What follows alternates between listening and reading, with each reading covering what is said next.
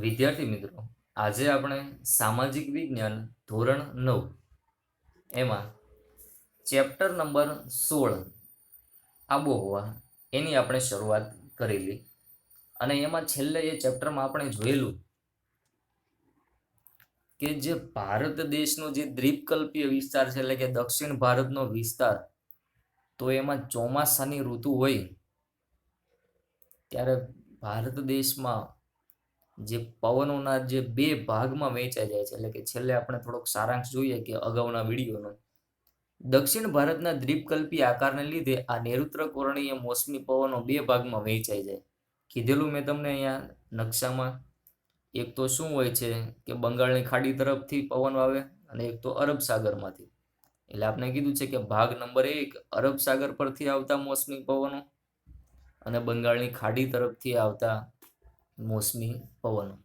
તો એને કારણે ભારતમાં શું આવે છે? વરસાદ પડે છે. તો આટલું જોયેલું અગાઉના વિડીયોમાં. હવે જોઈએ નંબર 1 ડિટેલમાં કે અરબ સાગર પરથી આવતા મોસમી પવનો. કે પહેલું ટાઇટલ આપણે જોઈએ અરબ સાગર. કે ભારતમાં વર્ષા ઋતુનો પ્રારંભ સામાન્ય રીતે જૂનની શરૂઆતમાં દક્ષિણ ભારતના કેરળથી થાય છે. કે ભારતમાં સૌ પ્રથમ વરસાદની શરૂઆત ક્યાં થાય છે? યાદ રાખજો કે ભારતનું જે છે કેરળ રાજ્ય, ત્યાંથી સૌ પ્રથમ વરસાદ ક્યાં પડે છે? કેરળમાં. પછી ત્યાંથી લઈ અને ધીરે ધીરે ઉત્તર ભારત તરફ વરસાદનું પ્રમાણ શું થાય છે? આગળ વધે છે. અરબ સાગર ઉપરથી આવતા પવનોની આડે પશ્ચિમ ઘાટ આવે છે. ઘાટ એટલે કે એક પ્રકારની ટેકરીઓ, આપણે કહીએ ને ઊંચાઈ વાળો ટેકરી વાળો વિસ્તાર. આથી સમગ્ર કિનારે પશ્ચિમી ઢોળાવ પર ભારે વરસાદ પડે છે. પશ્ચિમી ઢોળાવ એટલે શું કે ઢોળાવ વાળો વિસ્તાર. તો ત્યાં શું પડે છે? દરિયા કિનારે ભારે વરસાદ. પશ્ચિમ ઘાટ ઓળંગીને આ પવનો જ્યારે દ્વીપકલ્પીય ઉચ્ચ પ્રદેશ ઉપર પહોંચે છે, પશ્ચિમ ઘાટને ઓળંગીને એટલે કે અરબ સાગરમાંથી પવન આવે. અરબ સાગર પશ્ચિમ દિશાએ આવેલું છે, બરોબર, ભારતની. તો ત્યાંથી એ પશ્ચિમ ઘાટને ઓળખીને આ પવનો જ્યારે દ્વીપકલ્પીય ઉચ્ચ પ્રદેશ ઉપર પહોંચે, ત્રિકોણવાળા વિસ્તાર ઉપર, ત્યારે ત્યાંના ભેજનું પ્રમાણ શું થાય છે? ઘટી જાય છે. તો જ્યાં સુધી આપણે ગુજરાત આવે પશ્ચિમ દિશા તરફ, તો ત્યાંથી અરબ સાગરમાંથી પવન વાય પછી જેમ જેમ ભારત દેશમાં અંદર પ્રવેશ કરે એમ ભેજનું પ્રમાણ શું થાય છે? ઘટી જાય છે. તેથી તે વિસ્તારમાં વર્ષા છાયાને લીધે ઓછો વરસાદ પડે છે. મુંબઈમાં 200 સેમી કરતાં વધુ વરસાદ પડે છે. જ્યારે મુંબઈ શું છે? દરિયા કિનારે આવેલું છે, બરોબર. ત્યાંથી થોડે દૂર આવેલા પુણેમાં ફક્ત 75 સેમી વરસાદ પડે છે. એનું કારણ શું? કે મુંબઈ છે એ અરબ સાગરના દરિયા કિનારાની નજીક આવેલો છે.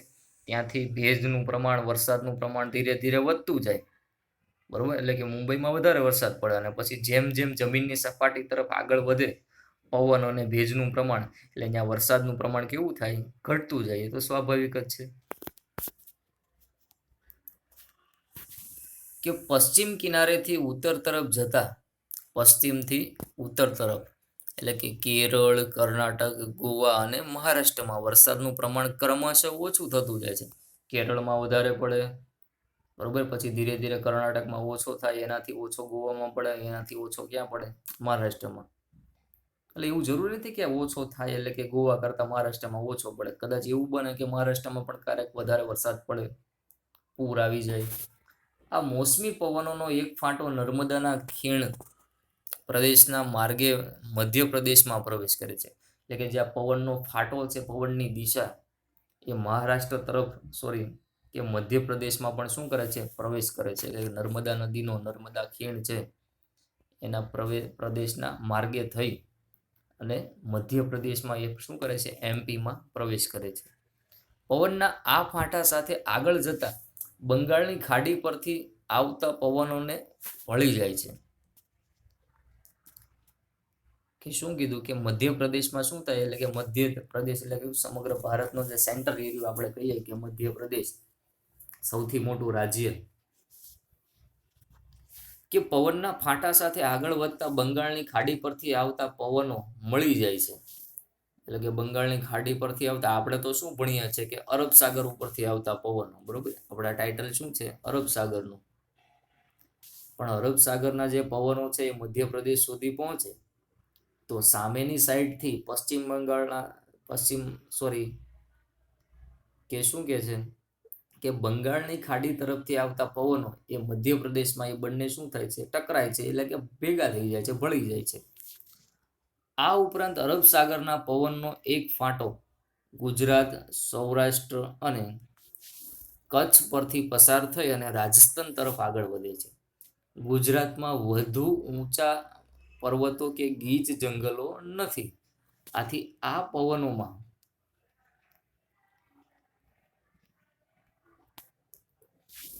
રહેલા ભેજનું સંપૂર્ણપણે ઘનીભવન થવાની શક્યતા ઓછી રહે છે. એટલે કે ભેજ છે એ ગુજરાતમાં વાતાવરણમાં જામી રહેતો નથી કે સ્થિર રહેતો નથી. એટલે ત્યાં વરસાદ કેવો પડે છે? ઓછો, બરોબર. અને અહીંયા પણ આપણે કીધું છે કે તેથી ગુજરાતમાં ઓછો વરસાદ પડે છે. ગુજરાતમાં વરસાદ વરસાવીને આ પવનો રાજસ્થાનમાં પ્રવેશ કરે છે. ત્યાં ભેજનું પ્રમાણ ખૂબ જ ઓછું હોય છે. ગુજરાતમાં થોડું વધારે હોય. જેમ જેમ આગળ વધે એમ ભેજ ઘટતો જાય અને વરસાદ પણ શું થાય? ઘટે. આથી રાજસ્થાનમાં ઘણો ઓછો વરસાદ થાય છે. એટલે કે રણ વિસ્તાર એટલા માટે જ છે.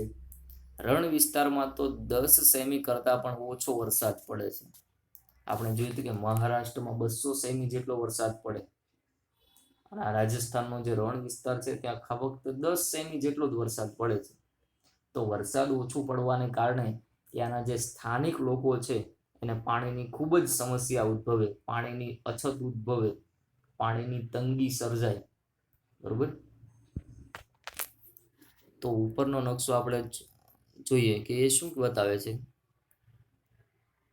કે વરસાદનું પ્રમાણ, કે વરસાદ કેમાં દર્શાવેલો છે કે સેન્ટીમીટરમાં. કે આપણે જુદા જુદા બ્લુ કલર આપેલા છે, એટલે પાણીનો રંગ આપણે કહીએ બેઝિક કે શું હોય છે? બ્લુ વોટર, પાણી. તો એમાં તમને બતાવ્યું છે કે 400 થી વધુ સેમી જેટલો વરસાદ પડતો હોય, અહીંયા દેખાય છે ફર્સ્ટ, તો ત્યાં એકદમ ડાર્ક રંગ બતાવેલો છે, બ્લુ કલર. તો 400 થી સેમી જેટલો વધારે વરસાદ પડતો હોય તો એ કયો વિસ્તાર બતાવે છે? જો અહીંયા આપણે કહીએ કે મેઘાલય ને એ બાજુ કેવો વરસાદ પડે છે? વધારે. પછી 200 થી 400 સુધીનો વરસાદ તમને બતાવે છે, એટલે કે થોડું ઓછું ડાઉન થઈ જાય છે, 200 થી 400. પછી 100 સેમી થી લઈને 200 સેમી પડે તો ત્યાં આવો રંગ આપણે આપેલો છે, 60 થી 100 સેન્ટીમીટર, બરોબર. પછી 40 થી 60 આ જુદા જુદા ભાગમાં ડિવાઈડ કરેલા છે. પછી 20 થી 40 અને 20 સેમી થી ઓછો પડતો હોય એવો વિસ્તાર તો અહીંયા તમને કીધું છે, બરોબર, રણ પ્રદેશ. તો વરસાદનું શું આપેલું છે કે કયા વિસ્તારમાં વધારે વરસાદ પડે, ક્યાં ઓછો પડે, બરોબર. એટલે કે સેમીમાં આપેલું આપને કે 400 થી વધુ પડતો હોય એવો વિસ્તાર હોય તો એને એકદમ ડાર્ક બ્લુ, ઘાટો કલરનો બ્લુ આપેલો છે, બરોબર. અને 20 સેમી થી એકદમ ઓછો પડતો હોય વરસાદ તો એને સફેદ રંગ આપેલો છે. ત્યાં નકશામાં એ જ બતાવે છે કે ક્યાં વરસાદ વધુ પડે અને ક્યાં ઓછો. હવે આપણે અરબ સાગર પરથી વાતા પવનો હતા, અરબ સાગર પરથી આવતા પવનો એ પૂરા થયા અને હવે શું આવે છે કે બીજી સાઈડ, કે ભારતનો જે દક્ષિણ છેવાડો છે એની એક સાઈડ શું આવેલી છે? બંગાળની ખાડી, અને સામે શું છે? અરબ સાગર. તો અરબ સાગર કમ્પ્લીટ. હવે શું કે છે કે બંગાળની ખાડી પરથી આવતા મોસમી પવનો,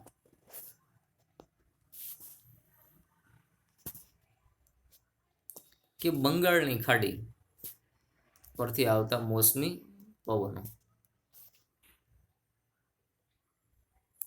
કે બંગાળની ખાડી પરથી આવતા વાતા મોસમી પવનોનો બીજો ફાંટો સૌપ્રથમ પશ્ચિમ બંગાળમાં પ્રવેશ કરે છે. તો બંગાળની ખાડીની નજીક કયો સૌથી પહેલું રાજ્ય આવે છે? કે પશ્ચિમ બંગાળ. અને ત્યાંથી વધુ આગળ વધીને મેઘાલય સુધી પહોંચેલા, કે પશ્ચિમ બંગાળમાં વધારે વરસાદ પાડીને એની આગળ વધે એટલે કે મેઘાલયમાં પણ સૌથી વધુ વરસાદ પડે છે. આ પવનમાં ભેજનું પ્રમાણ વધારે હોય છે. આ પવનોને લીધે મેઘાલયમાં ઘણો વરસાદ પડે છે. એટલે કે વધુ વરસાદ પડતા રાજ્યમાં પણ મેઘાલયનો સમાવેશ થાય છે. અહીં ગારો, ખાસી, જેન્તિયા ટેકરીઓ ના ઢોળાવો ઉપર અતિ ભારે વરસાદ પડે છે, કારણ કે આ 3 ટેકરીઓની ઊંચાઈ કેવી છે, ઢોળાવ વધારે, તો ત્યાં વરસાદનું પ્રમાણ કેવું રહે છે, વધારે. પશ્ચિમ તરફ ફાટતા પવનોની દિશા બદલાતા તેઓ હવે દક્ષિણ પૂર્વ દિશાના બને છે. પશ્ચિમ બંગાળ, બિહાર, એટલે પશ્ચિમ બંગાળ સાઈડથી ચાલુ કરીને બિહાર, ઉત્તર પ્રદેશ થઈને પંજાબ, હરિયાણા સુધી પહોંચે છે આ બધા પવનો. આ પવનોમાં ભેજનું પ્રમાણ ઘટતું જાય છે. પશ્ચિમ બંગાળમાં વધારે હોય, પછી જેમ જેમ તમે આગળ વધતા જાવ જમીનની સપાટી તરફ, તો ત્યાં ભેજનું પ્રમાણ શું થાય, ઘટે છે. જેથી આ પવનોના માર્ગમાં પ્રથમ આવનાર પ્રદેશમાં સૌથી વધારે, તો પશ્ચિમ બંગાળ આવ્યું તો ત્યાં વધારે વરસાદ, અને અંતે આવતા પ્રદેશમાં ક્રમશઃ ઓછો વરસાદ વરસે છે. આગળ જતા બંગાળની ખાડી પરથી આવતા મોસમી પવનો અને અરબ સાગર પરથી આવતા પવનો ભેગા થાય છે. કેમ મધ્યપ્રદેશમાં ભેગા થઈ જતા કે એક સાઈડ અરબ સાગરથી આવતા પવનો અને એક સાઈડથી બંગાળની ખાડીના જે પવનો છે બંને ભેગા થઈ જાય. તેના લીધે ઉત્તરવર્તી હિમાલયના ક્ષેત્રમાં સારો વરસાદ પડે છે. ઉત્તરવર્તી હિમાલય એટલે શું, કે જે હિમાલયનો ઉત્તરી વિસ્તાર છે, ઢોળાવવાળો વિસ્તાર, તો ત્યાં વરસાદ કેવો પડે છે, વધારે. અને ક્યારેક તો ત્યાં હિમ વર્ષા રૂપે વરસાદ વરસે છે, એટલે કે બરફ પણ પડે અને વરસાદ, એટલે કે વરસાદ શું હોય કે જામી જાય, એટલે કે બરફના ટુકડાઓ ત્યાં પડે, બરફ. પછી મોસમી પવનોની સાથે બંગાળની ખાડી તથા અરબ સાગર પર તૈયાર થતા ચક્રવાતો ભારતમાં પ્રવેશ કરે છે. ચક્રવાત એટલે શું, કે વંટોળિયાઓ. દરિયામાં જે વાવાઝોડું આવે ગોળ ગોળ ગોળ ગોળ ફરતું ફરતું, એ શું છે, વંટોળ. ત્યારે જે તે પ્રદેશોમાં વર્ષા ઋતુ વધારે સક્રિય બને છે. વર્ષા ઋતુમાં સરેરાશ 5 થી 6 ચક્રવાતો ભારતની ભૂમિ પરથી પસાર થતા વરસાદ લાવવામાં સહાયરૂપ બનતા હોવાનું જણાયું છે. એટલે કે આવા ચક્રવાતો દરિયામાં ઉદ્ભવે એ પણ શું છે, સારી બાબત, કારણ કે એને કારણે જ શું પડે છે, વરસાદ. એવો એક અંદાજ છે, એવું અનુમાન લગાવવામાં આવે છે. પછી કીધું છે, ભારતમાં મોસમી પવનોને લીધે વરસાદ પડે છે. આ પવનો 12 માસ એક ધારા અને એક જ દિશામાં વાતા નથી, કારણ કે પવન છે ભાઈ, તો ગમે એ દિશામાં વાય. આ પવનોનો આરંભ પણ અનિયમિત હોય છે. મોસમી પવનો સાથે વરસાદનો ક્રમભંગ થવાની ઘટના સંકળાયેલી છે. વરસાદનો ક્રમભંગ એટલે શું, કે ચોમાસામાં શું હોય કે વરસાદ પડે, પણ ઘણી વખત વચ્ચે વચ્ચે શું, કે અમુક દિવસો સુધી વરસાદ ન પડે, તો એને વરસાદ અમુક દિવસો સુધી ન પડે એને શું કહેવાય છે, વરસાદનો ક્રમભંગ, કે વરસાદની જે ગતિ હતી એ અટકી ગઈ, કે સતત વરસાદ પડતો તો અમુક 15 દિવસ 20 દિવસ સુધી વરસાદ ઘણી વખત પડે નહીં, તો એવી ઘટના બને એને શું કહેવાય, વરસાદનો ક્રમભંગ. મોન્સૂન બ્રેક એને ઇંગ્લિશમાં આપણે કહીએ. કે મોસમી વરસાદ કેટલાક દિવસો સુધી એક સાથે પડે, તે દરમિયાન વરસાદ પડે જ નહીં એવા દિવસો પણ હોય છે.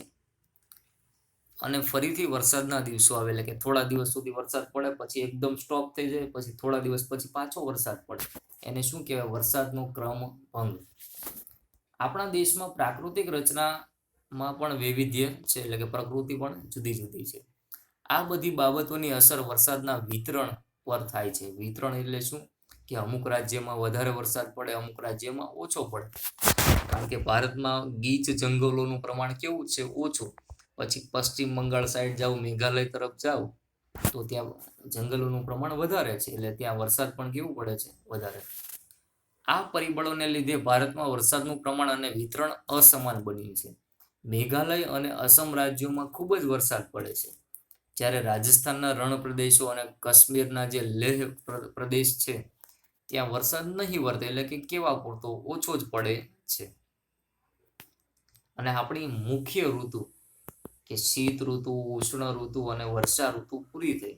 અને હવે ચોથી જે મુખ્ય ઋતુ છે, જે હવામાન વિભાગે ડિક્લેર કરેલી છે, તે કે નિવર્તન ઋતુ, અથવા એને શું કહેવાય, કે પાછા ફરતા મોસમી પવનોની ઋતુ, કે ઓક્ટોબર નવેમ્બરમાં.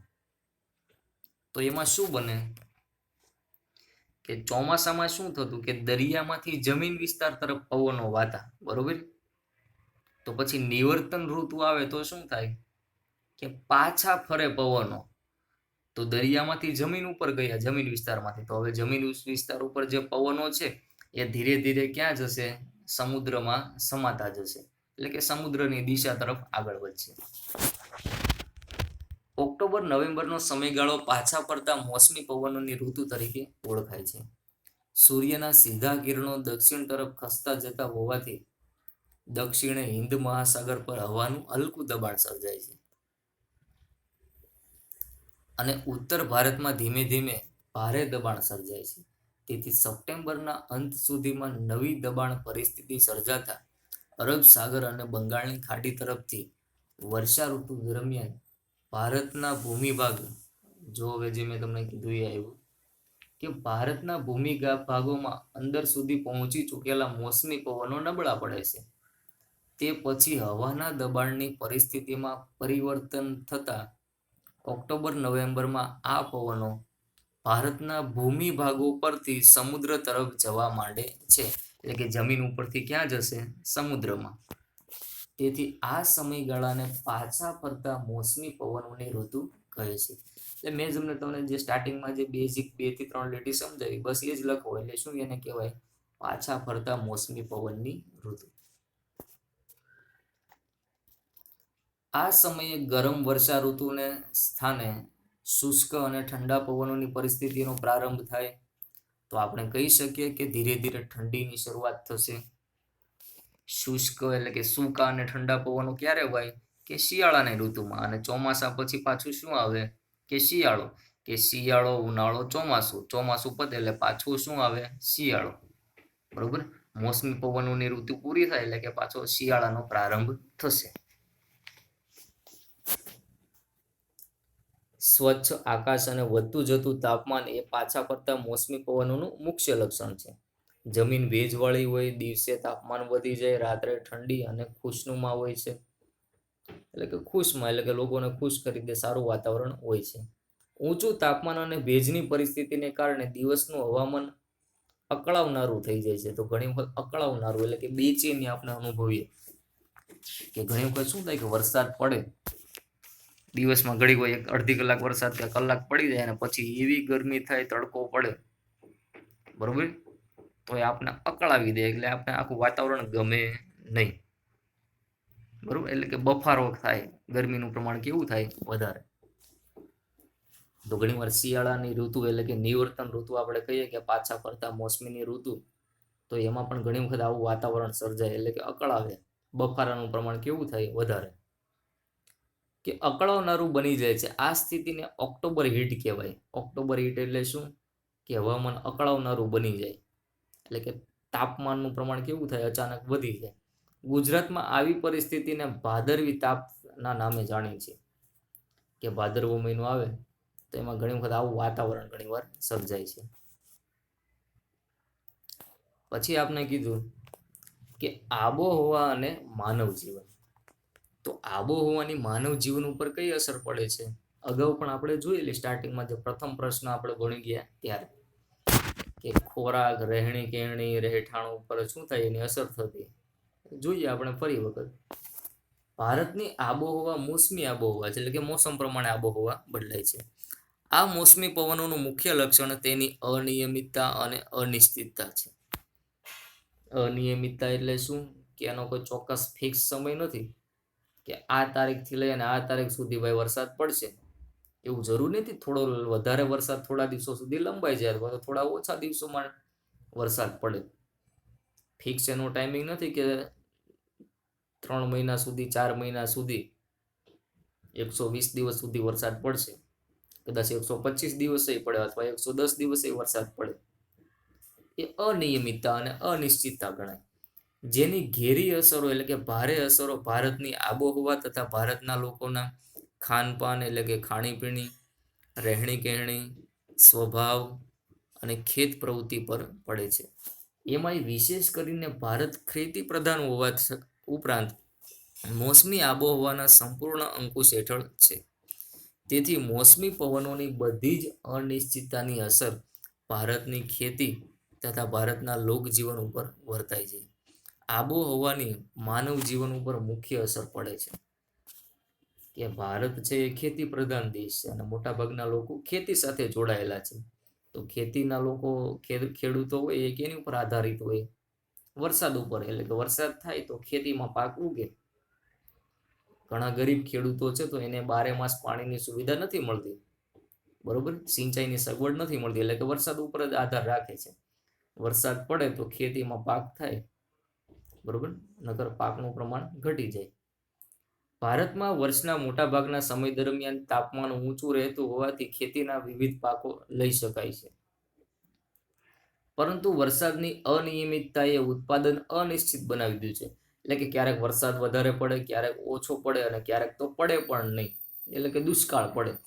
તો એ વરસાદની અનિયમિતતાને કારણે શું કીધું છે કે ઉત્પાદન અનિશ્ચિત બનાવી દીધું છે. કે ખેતમાં જે અનાજ ઉગે છે એમાં પણ શું થયું? અનિશ્ચિતતા ઉદ્ભવે. ક્યારેક વધારે અનાજ પાકે, ક્યારેક ઓછું અનાજ પાકે. જૂનથી સપ્ટેમ્બરના ગાળામાં જ મોટો ભાગનો વરસાદ પડી જતા સિંચાઈની સગવડ ન હોય ત્યાં માત્ર વરસાદને આધારે જ પાક લઈ શકાય છે.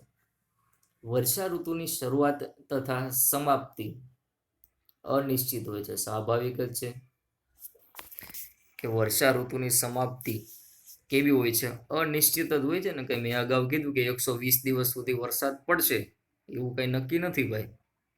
130 દિવસે પડે, 110 દિવસે પડે અથવા તો 100 દિવસે વરસાદ પડે. એટલે શું છે? અનિશ્ચિત અને અનિયમિતતા, બરોબર, કે ક્યારે વરસાદ પૂર્ણ થશે. તેથી ખેતીને ઘણીવાર યોગ્ય સમયે વરસાદી પાણી મળતું નથી. આવા વિલંબથી બિયારણ અને પાક બળી જાય છે. તો ઘણી વખત શું થાય દેશમાં કે વરસાદ થઈ જાય એટલે કે લોકો વાવણી કરી દે, એટલે કે કપાસ છે, ઘઉં છે એ વાવી દે, મોસ્ટ ઓફલી કપાસ, બરોબર, મગફળી છે એ બધું વાવેતર કરે. તો પછી અઠવાડિયું સારો વરસાદ પડે એટલે લોકોને થાય કે વાવણી થઈ ગઈ, તો બી વાવી દે જમીનમાં. પછી 15-20 દિવસ સતત વરસાદ ન પડે તો એના કારણે શું થાય? જે જમીનમાં તમે બી વાવેલા છે એ શું થાય? બળી જાય. કારણ કે પછી વરસાદ ન થાય, પાણી મળે નહીં, એટલે કે બી હોય, મોંઘા મોંઘા બિયારણો, એ શું થાય? બળી જાય અને ખેડૂત છે એને નુકસાન થાય. તેથી ખેત ઉત્પાદનને અસર થાય છે.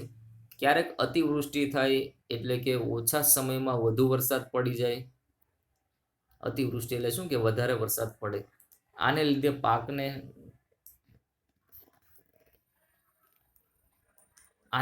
પણ પાક નાશ પામે છે. નદીમાં પૂર આવે છે જેથી જમીનનું ધોવાણ થાય, બરોબર.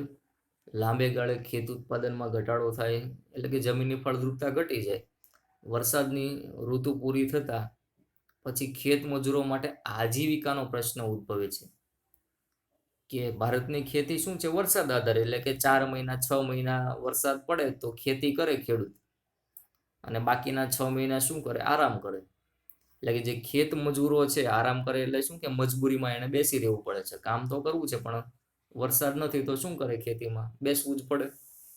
તો જે ખેત મજૂરો છે, આપણે દાડિયા કહીએ, બધું મજૂર જે ભાઈ બહેનો છે, એને આજીવિકાનો પ્રશ્ન ઉદ્ભવે છે. આજીવિકા એટલે હું? રોજગારી, પોતાનું જીવન ચલાવવા માટેનો પ્રશ્ન ઉદ્ભવે. કે ખેતી ક્ષેત્રના જે મજૂર છે એને ખેતી જ આવડતી હોય, બીજું કામ ન આવડે, તો એને શું થાય કે 12 માસ ખેતીમાં કામ મળે તો સારું, પણ મળતું નથી, એટલે એની આજીવિકાનો પ્રશ્ન ઉદ્ભવે છે. એટલે કે રોજગારીનો પ્રશ્ન ઊભો થાય છે. 12 માસ ખેતીનું કામ ન રહેતું હોવાથી ઘણા મજૂરો શહેરો તરફ સ્થળાંતર કરે છે. એટલે કે સિટી વિસ્તારમાં આવીને બાંધકામ ક્ષેત્ર છે ત્યાં પણ મજૂરી કામ કરવા લાગે છે. ખેતી આધારિત ઉદ્યોગો જેમ કે કપાસ, શેરડી, તમાકુ વગેરેમાં વરસાદની અનિશ્ચિતતાથી કાચો માલ ન મળવાથી ઉદ્યોગમાં પણ મુશ્કેલી પડે. ગોળ બનાવતી, ખાંડ બનાવતી કોઈ ફેક્ટરી હોય તો એના માટે શેરડી કાચો માલ સામાન છે. તો કાચા માલ સામાનનું ઉત્પાદન જો ન થયું હોય વરસાદને કારણે, તો ઉદ્યોગોમાં પણ ખાંડ, ગોળ બને નહીં અને માર્કેટમાં એના ભાવ કેવા જાય? ઊંચા. અનિયમિત વરસાદને લીધે પીવાના પાણીની સમસ્યા પણ કપરી બને છે. મેં તમને કીધેલું કે રાજસ્થાન છે, કચ્છના રણ વિસ્તારમાં ઘણીવાર વરસાદ ન પડે તો ત્યાં પાણીની અછત, તંગી અનુભવાય છે. રણ વિસ્તાર કે પહાડી પ્રદેશમાં જીવન હાડમારી ભર્યું બને છે, એટલે કે ખૂબ જ અઘરું બને છે, મુશ્કેલી વાળું. આમ આબોહવાની ગાઢ એટલે મોટી અસર માનવ જીવન ઉપર થાય છે, જેની સીધી અસર માનવ જીવનના ખોરાક, પોશાક, વ્યવસાય અને રહેઠાણ પર થાય છે. ક્લિયર થાય છે? તો અહીંયા આપણું આ ચેપ્ટર શું થાય છે? પૂર્ણ થાય છે. પણ આપણે ભારતનું જે હવામાન ખાતું છે એની માહિતી આપણે આપેલી છે. થોડીક જનરલ નોલેજ માટે આપણે જાણી લઈએ કે ભારતીય હવામાન વિભાગની કચેરી આપણા દેશમાં, યાદ રાખજો કે હવામાન અંગેના સમાચારો મેં તમને ચેપ્ટર સ્ટાર્ટ થયું ને ત્યારે કીધેલું કે રેડિયો, ટીવી, વર્તમાનપત્ર એટલે ન્યૂઝપેપર અને વેબસાઇટ દ્વારા બહાર પાડે છે. એટલે કે દરરોજનું વાતાવરણ કેવું રહેશે, કેટલું તાપમાન રહેશે, એની બધી જ માહિતી આપે છે. તેની સ્થાપના 1875માં કોલકાતામાં કરવામાં આવેલી છે. તેની મુખ્ય કચેરી 1905માં પુણેમાં અને હવે નવી દિલ્હીમાં ખસેડવામાં આવેલી છે. આ ઉપરાંત તેની 6 પ્રાદેશિક કચેરી એટલે કે પેટા કચેરી ચેન્નઈ, ગુવાહાટી, કોલકાતા, મુંબઈ, પુણે અને નાગપુરમાં તથા દરેક રાજ્યના પાટનગરમાં આવેલી છે. આપણે પણ કદાચ ગાંધીનગરમાં હશે હવામાન ખાતું. ભારતીય હવામાન વિભાગ દ્વારા ભારતથી લઈને એન્ટાર્કટિકા સુધી નિરીક્ષણ કેન્દ્ર સ્થાપવામાં આવ્યા છે. એટલે કે ભારત દેશ છે, હવામાન ખાતું એ શું કરે છે?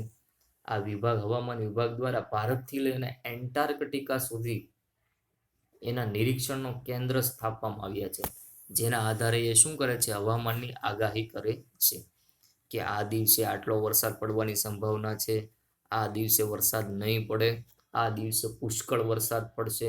બરોબર? એવી આપણે ન્યૂઝમાં આપણે ઘણી વખત આવી સરકાર દ્વારા જાહેરાત સાંભળીએ છીએ, હવામાન વિભાગ દ્વારા થતી જાહેરાત. બરોબર? તો આ શું છે? ભારતીય હવામાન વિભાગનું એક ખાતું, કે ભારતીય હવામાન વિભાગ એ ડિપાર્ટમેન્ટ છે. એ શું લગાવે? અંદાજ લગાવે. અંદાજ એટલે કે સાવ ખોટા અંદાજ નહીં, પણ વાતાવરણને આધારે કે કેવી પરિસ્થિતિ ઉદ્ભવશે આવતીકાલે, બરોબર, કે વરસાદ પડશે કે નહીં, બરોબર, એની આગાહી કરે છે. તો અહીંયા આપણું ચેપ્ટર પૂર્ણ થાય છે. Thank you.